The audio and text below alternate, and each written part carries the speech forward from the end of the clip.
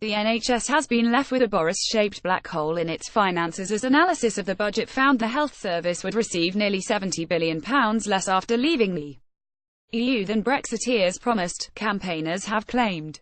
Chancellor Philip Hammond announced £2.8 billion of one-off funding for the NHS by 2020 in his set-piece statement on Wednesday, including a £350 million boost to the health service through the winter.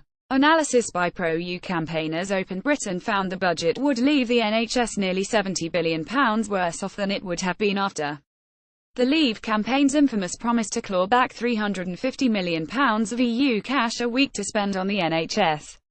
Boris Johnson and other Brexiteers used the widely disputed figure as a campaign tool during the referendum, and the Foreign Secretary attracted fresh criticism for repeating the claim in a 4,000-word article in September outlining his personal Brexit vision.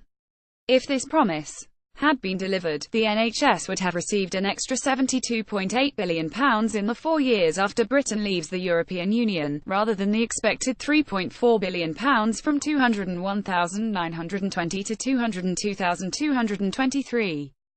The group said. Labour MP Heidi Alexander, a supporter of Open Britain, told The Independent, "Our NHS is facing a Boris-shaped black hole in its budget." He and his cronies promised the British people £350 million more a week for the NHS after Brexit. But now we learn a government of which he is a member will only provide a fraction of that money. As winter approaches, our National Health Service is already on life support.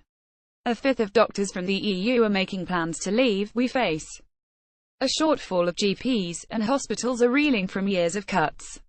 She urged Mr. Johnson to apologise for using the figure, which was dubbed a clear misuse of statistics by the head of the UK Statistics Authority. Sir David Norgrove has previously explained that the £350 million statistic relates only to what the UK currently pays to the EU and does not include the money that Britain receives in return. Other prominent Leave campaigners, including former UKIP leader Nigel Farage and David Davis, the Brexit secretary, have distanced themselves from the figure. The Chancellor, who backed Remain, acknowledged the NHS is under pressure right now during his budget giveaway, which came days after he rejected a plea from NHS England's chief Simon Stevens for a £4 billion injection for the health service.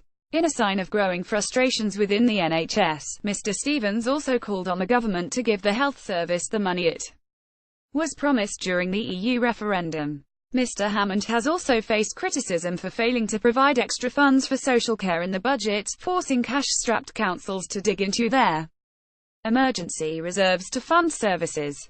Analysis by the Office for Budget Responsibility (OBR) shows that English councils withdrew £1.4 billion from emergency reserves last year. They are forecast to have to draw down a further £1.7 billion by 2020, significantly more than the £0.9 billion the OBR estimated in March. More about NHS European Union reuse content.